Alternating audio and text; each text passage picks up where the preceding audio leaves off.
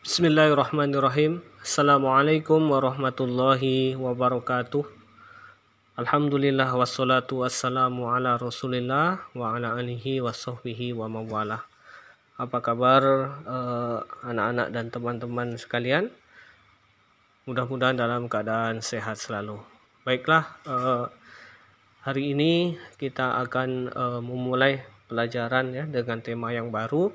Oke, kali ini langsung saja kita masuk ke materi, yaitu pembahasan pelajaran akidah akhlak ya, kelas 10 semester yang kedua. Materinya yaitu pada bab ke-9, sikap hikmah, ifah, suja'ah, dan adalah. Oke, langsung saja kita mulai dengan membacakan Bismillahirrahmanirrahim.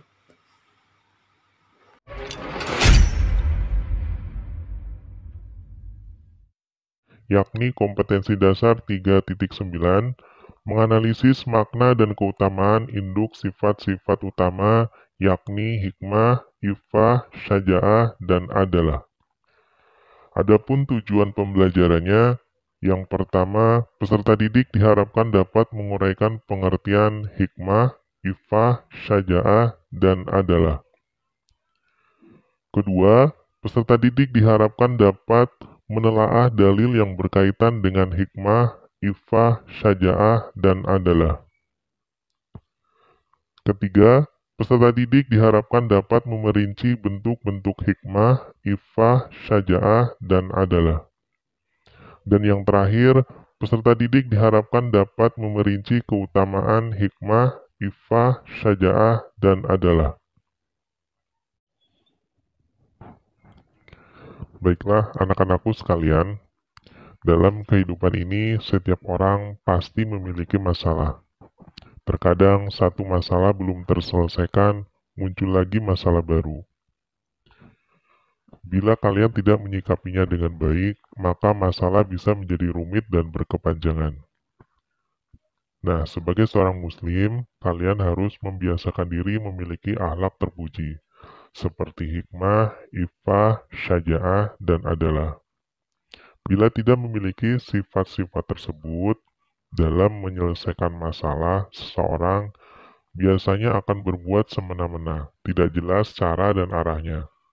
Setiap yang dilakukan atau dikatakan tidak didasarkan pertimbangan yang matang, baik dari aspek keyakinan, keilmuan, maupun kebermanfaatan, sehingga tak jarang masalah semakin rumit dan tak terselesaikan. Oleh karena itu, kalian harus membiasakan diri dengan perilaku terpuji, hikmah, ifah, syaja'ah, dan adalah dalam kehidupan sehari-hari. Lantas, apa itu sebenarnya sikap hikmah, ifah, syaja'ah, dan adalah? Dan apa pula keutamaan memiliki sikap hikmah, ifah, syaja'ah, dan adalah tersebut? Nah, untuk dapat menjawab pertanyaan-pertanyaan tersebut, mari kita mati dan perhatikan penjelasan berikut. Akhlak terpuji yang pertama adalah hikmah atau bijaksana. Apa itu hikmah? Secara istilah, hikmah adalah perkataan yang tepat lagi tegas yang diikuti dengan dalil-dalil yang dapat menyingkap kebenaran. Allah Subhanahu wa Ta'ala berfirman, yang artinya, Dia memberi hikmah kepada siapa saja yang Dia kehendaki. Barang siapa yang diberi hikmah, sesungguhnya dia telah diberi kebaikan yang banyak, dan tidak ada yang dapat mengambil pelajaran kecuali orang-orang yang mempunyai akal sehat. Quran Surah Al-Baqarah ayat 269. Anak-anakku sekalian, orang yang memiliki sifat hikmah selalu mempertimbangkan baik buruknya sesuatu sebelum bertindak ataupun berkata. Setiap hal yang dilakukan dan dikatakan selalu mengandung nilai kebajikan, serta bermanfaat bagi diri sendiri ataupun orang lain. Adapun bentuk dan contoh penerapan hikmah dalam kehidupan sehari-hari diantaranya: yang pertama, melaksanakan undang-undang agar tercipta keselarasan hidup bagi masyarakat. Kedua, disiplin pada diri sendiri. Ketiga, menegakkan yang hak atau benar. Keempat, melaksanakan kewajiban, baik kewajiban agama maupun kewajiban kemasyarakatan. Dan yang kelima, bersikap adil dalam setiap urusan. Adapun orang yang selalu menerapkan sikap hikmah dalam kehidupan sehari-hari akan muncul keutamaan hikmah sebagai berikut. Yang pertama, memiliki rasa percaya diri yang tinggi. Kedua, menjadikan ilmu pengetahuan sebagai bekal utama yang terus dikembangkan. Ketiga, memiliki semangat yang tinggi dalam menyebarluaskan kebenaran. Keempat, selalu berpikir positif untuk mencari solusi dari persoalan yang dihadapi. Kelima, memiliki daya penalaran yang objektif dan otentik dalam semua bidang kehidupan. Dan keenam, konsisten antara perkataan dan perbuatan sesuai ajaran Islam. Adapun akhlak terpuji berikutnya adalah iffah atau menjaga diri. Apa itu iffah? Secara bahasa, iffah berarti menjauhkan diri dari hal-hal yang tidak baik, dan juga berarti memelihara kesucian diri. Sedangkan secara istilah, iffah adalah menjaga diri dari sesuatu yang dapat merusak kehormatan dan kesucian. Berkaitan dengan perintah mengamalkan sikap iffah, Allah menegaskan dalam Al-Quran, A'udzubillahi minasyaitonirrajim, wal yasta'fifil ladzina la yajiduna nikahan hatta yughniyahumullahu min fadlih. Yang artinya, dan orang-orang yang tidak mampu kawin hendaklah menjaga kesucian dirinya sehingga Allah memampukan mereka dengan karunia-Nya. Quran Surah An-Nur ayat 33. Adapun bentuk dan contoh iffah antara lain sebagai berikut. Yang pertama, menjaga kehormatan diri dalam masalah seksual. Dalam hal ini, seorang muslim harus menjaga penglihatan, pergaulan, dan cara berpakaiannya. Kedua, menjaga kehormatan diri dalam masalah harta. Dalam hal ini, seorang muslim yang miskin dihimbau untuk tidak menengadahkan tangan dan meminta-minta. Sementara bagi orang muslim yang memiliki kelebihan harta, dianjurkan oleh Al-Quran agar membantu orang-orang miskin yang tidak mau memohon bantuan karena sikap iffahnya. Ketiga, menjaga kehormatan diri dalam hubungannya dengan kepercayaan orang lain kepada dirinya. Dalam hal ini, seseorang harus betul-betul menjauhi segala macam bentuk ketidakjujuran. Adapun orang yang selalu menerapkan sikap iffah dalam kehidupan sehari-hari akan muncul keutamaan iffah sebagai berikut. Pertama, dapat menjauhkan diri dari perbuatan-perbuatan yang dapat merendahkan martabat. Kedua, memiliki keinginan yang sederhana atau qanaah untuk tunduk dengan keinginan yang baik. Ketiga, dapat menjaga kehormatan diri dalam hubungannya dengan masalah nafsu. Keempat, mewujudkan rasa persamaan martabat dan sederajat kemanusiaan. Kelima, dapat membawa pada tingkat ketakwaan yang tinggi. Dan keenam, saling memahami kelebihan dan kekurangan, kekuatan, dan kelemahan. Adapun akhlak terpuji berikutnya adalah syaja'ah atau berani. Apa itu syaja'ah? Secara bahasa, syaja'ah artinya berani atau gagah.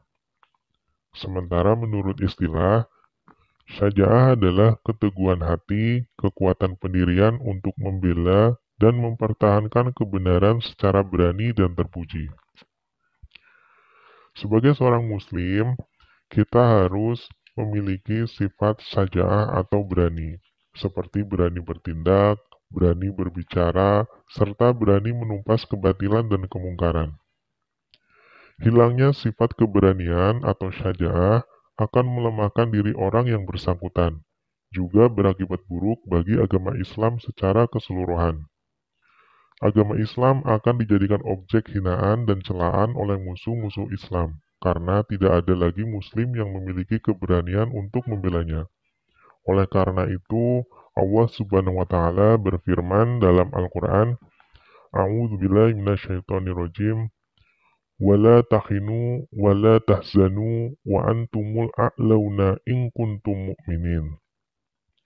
Yang artinya, janganlah kamu bersikap lemah dan janganlah pula kamu bersedih hati. Padahal kamulah orang-orang yang paling tinggi derajatnya jika kamu orang-orang yang beriman. Quran Surah Ali Imran ayat 139. Anak-anakku sekalian, adapun bentuk dan contoh saja'ah diantaranya adalah berani menghadapi musuh dalam peperangan atau jihad fisabilillah, kemudian berterus terang dalam kebenaran sekalipun di hadapan penguasa yang zalim. Kemudian mampu menyimpan rahasia, bekerja dengan baik, cermat, dan penuh perhitungan. Selain itu juga berani mengakui kesalahan, bersikap objektif terhadap diri sendiri, dan menahan nafsu di saat marah. Adapun orang yang selalu menerapkan sikap syaja'ah dalam kehidupan sehari-hari akan muncul keutamaan syaja'ah sebagai berikut. Pertama, mencegah timbulnya keonaran, kekacauan, dan kemungkaran. Kedua, tegaknya kebenaran, keadilan, dan keharmonisan dalam hidup bermasyarakat. Tiga, teguh, tabah, dan tak tergoyahkan sehingga tidak terjerumus dalam kemaksiatan. Akhlak terpuji berikutnya adalah atau adil. Apa itu adalah? Secara bahasa, kata adil atau adalah mengandung arti menempatkan sesuatu pada tempatnya secara proporsional. Adanya keseimbangan antara hak dan kewajiban, tidak berat sebelah, tidak memihak, berpihak kepada kebenaran, sepatutnya, tidak sewenang-wenang, atau tidak berlaku zalim.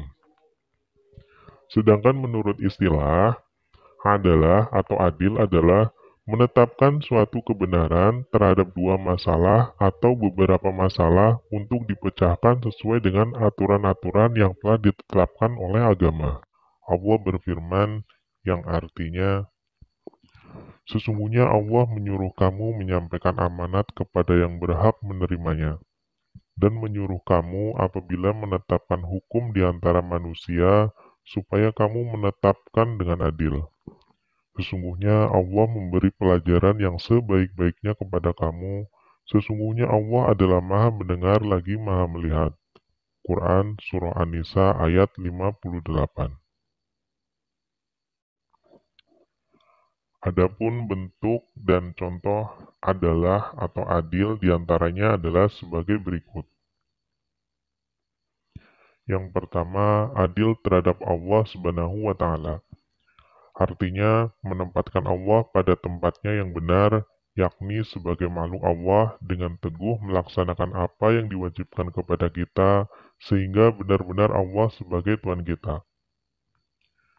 Kedua, adil terhadap diri sendiri, yaitu menempatkan diri pribadi pada tempat yang baik dan benar. Untuk itu, kita harus teguh, kukuh menempatkan diri kita agar tetap terjaga dan terpelihara dalam kebaikan dan keselamatan. Untuk mewujudkan hal tersebut, kita harus memenuhi kebutuhan jasmani dan rohani serta menghindari segala perbuatan yang dapat mencelakakan diri. Adapun yang ketiga adalah adil terhadap orang lain, yakni menempatkan orang lain pada tempatnya yang sesuai, layak, dan benar. Kita harus memberikan hak orang lain dengan jujur dan benar, tidak mengurangi sedikit pun hak yang harus diterimanya. Adapun yang keempat adalah adil terhadap makhluk lain, artinya dapat menempatkan makhluk lain pada tempatnya yang sesuai. Misalnya, adil kepada binatang, harus menempatkannya pada tempat yang layak menurut kebiasaan binatang tersebut. Adapun orang yang selalu menerapkan sikap adil atau adalah dalam kehidupan sehari-hari akan muncul keutamaan sebagai berikut. Pertama, terciptanya rasa aman dan tentram karena semua telah merasa diperlakukan dengan adil. Kedua, membentuk pribadi yang melaksanakan kewajiban dengan baik. Ketiga, menciptakan kerukunan dan kedamaian. Dan keempat, terwujudnya kehidupan masyarakat yang tentram, damai, lahir, dan batin. Nah, anak-anakku sekalian, mudah-mudahan apa yang Bapak sampaikan hari ini dapat menambah hasanah keilmuan kalian terkait materi akhlak terpuji. Dan mudah-mudahan kalian dapat menerapkan akhlak terpuji dalam kehidupan sehari-hari, sehingga mendapatkan keutamaan dari sikap hikmah, ifah, syaja'ah, dan adalah. Baiklah, cukup sekian. Syukron kasiron. Semoga bermanfaat. Wassalamualaikum warahmatullahi wabarakatuh.